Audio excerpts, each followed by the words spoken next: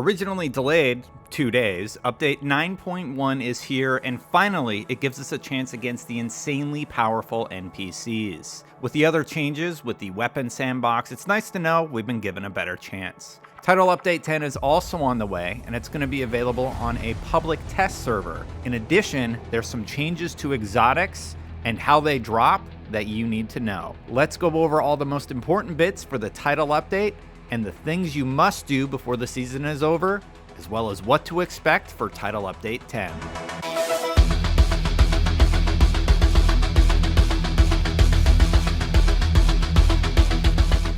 PC players, get the Title Update 10 PTS when it arrives. Title Update 10 is poised to be the final upgrade before the new raid.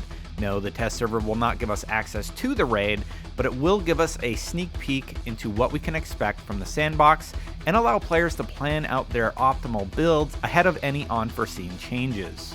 Massive sees this as a way to help them balance and set expectations for the update, and it's also something the community has been asking for since the launch of Warlords. It drops next month, so be sure to hop in and let them know what you think if you're interested in giving feedback that shapes the game. The PTS will also include access to the new weapons and gear, so I know that I'll want to hop in and see what those are about ASAP.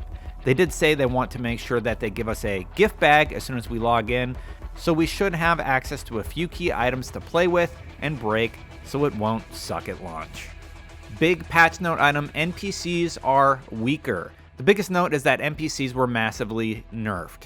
There's less damage from burn and bleed status effects, and yes, that includes the flamethrowers, thank God. There's less damage from RC cars and their explosions. There are fewer suicide drones deployed, and their explosions do less damage. NPCs Firefly was nerfed. Their grenade accuracy was changed, including Molotov and Airburst, which now requires them to be closer. Their ability to blind fire is no longer godlike. They also can't blind fire with a shotgun or sniper rifle and will instead use a pistol. Their general aggressiveness has also been toned down. I've had NPCs track me from their spawn all the way through to the other side of a room, and sometimes even the room before that, never giving me a chance to heal, so I'm especially happy about that one. Support stations no longer heal robots. They also no longer heal things you're supposed to destroy. The support station also checks line of sight and has healing cap amounts. Thank you. Armor kits also no longer heal bosses. All around, seems pretty good. I need to get in there and check them out. Player buffs. Players now take less damage overall from NPCs. Players now do more damage to NPCs with bleed, poison, and napalm ensnare. And guess what? You can actually blind fire now. They've buffed in-cover fire for players, giving NPCs a larger hitbox when you're in cover and blind firing, making it less risky to shoot them. In addition to the previous buffs to certain weapons like auto rifles, this seems like a net positive. Finish the manhunt quest for the EMP.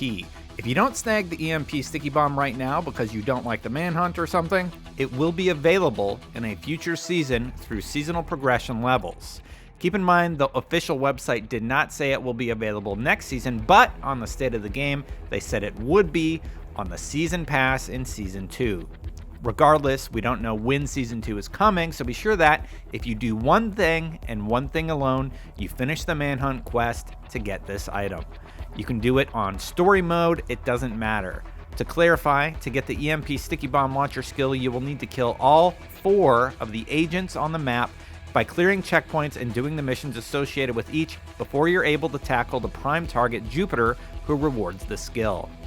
This weapon shuts down all enemy skills and even grenades, so if you want to shut down certain characters, you can now, and as I don't have it, I'll be going for it ASAP. The Season Pass is ending, and you can buy your ranks if you need to. Get those items the easy way before they're gone. And by easy way, I mean playing the game. But otherwise, each level costs 100 premium credits. This is pretty standard, as games like Destiny 2 do this with their Season Pass, and for more casual players, you should remember that the Coyote's Mask exotic is one of the earlier items on the Season Pass, so at the very least, you should hit level 35 and nab that mask. You should have enough time to get it without having to drop any cash though if you do want it. For example, if you do the seasonal manhunt, that'll give you a ton of progress, so if you're farming for it, I recommend just getting in there, Set it to the difficulty of your choosing, plow through it, and get your fat XP gains. The current season ends June 1st. The Season 2 pass is not coming immediately. On the latest State of the Game, Massive confirmed that while Season 1 has come and gone on June 1st, that we should not expect a Season 2 to arrive immediately with whatever they have planned next. This seems largely in part due to the work from home situation, and I don't mind it too much. It does mean that our season passes will go away, so we will have one less thing to be chasing in Division 2. I hope that they keep the activities going, and that the game doesn't just become stagnant because I've largely liked the leagues and such. They give you something to constantly be chasing, and it would be great if they just kept them going. That said, it doesn't sound like our current season will just end without nothing to replace it. According to their post about the June 1st end date, the final weeks of Season 1 will go out with a bang, ending on both the Hill League and the Guardians Global event, all while each of the Manhunt targets have been revealed. There's some important exotic drop changes coming. Title Update 10 might change how the Warlords of New York exotics drop. Nikki Nupins on Twitter teased to tune into the next State of the Game when asked if Title Update 10 would add exotics to the targeted loot locations. I have to imagine it would be pretty boring if the answer was no, so I think some changes are coming here. He also teased that changes in general for drop quality are coming in Title Update 10. This could change how we plan out our strategy when farming for things, so stay tuned for more. Alright, so on that exotic chase, Canley College dates for the Diamondback exotic were revealed.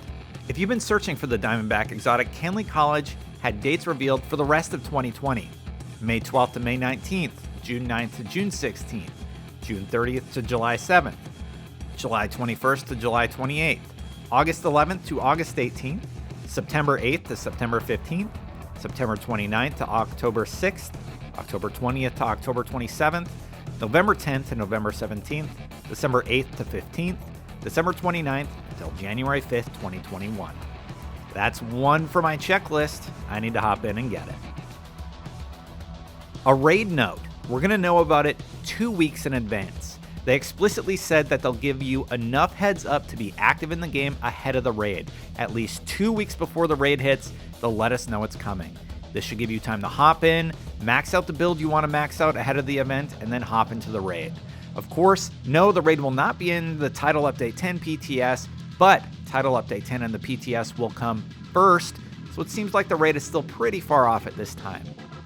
Some general fixes, FPS is going to get better in the Dark Zone. NPCs for the Saturn Manhunt and Gold King bounties should be fixed. You should be able to enter the Tech Laboratory in Canley College. You can remove the recommended activity projects from the HUD if it gets stuck there. Friendly Oxidizer Chem Launcher skill should not cause damage to you anymore. The Frenzy talent should go away properly now when swapping weapons.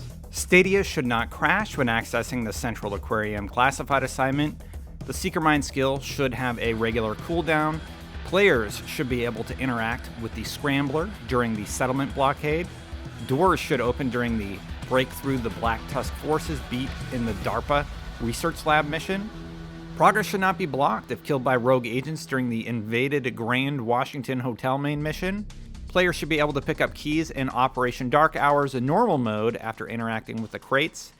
Fewer Kajika bosses should spawn in the Pathway Park main mission. Enemy NPCs should not spawn out of thin air during open world activities. And 2 buttons should not have the same function when engaging in a global event and having a GE reward available. Those are the biggest updates for Division 2. Thank you for all your support as I've been branching out and covering other games, mainly Destiny right now, but look forward to doing that more. Well, I have you. Why don't you tell me a little bit about your thoughts on the current state of Division 2? I have been playing a little bit less because I managed to get all the Warlords of New York exotics, and I do feel really good about my build for the raid. How are you feeling about your build? Do you feel like you're raid ready? Are you even going to attempt the raid? Will you add me to your friends list so that we can play the raid together, because I am way short on team members on PC. In addition, how have you felt about the Destiny coverage? If you haven't seen it, be sure to check out all of these videos that I've been making all about Destiny 2. I spent a lot of time on this stuff, and at the very least, I hope people will watch it.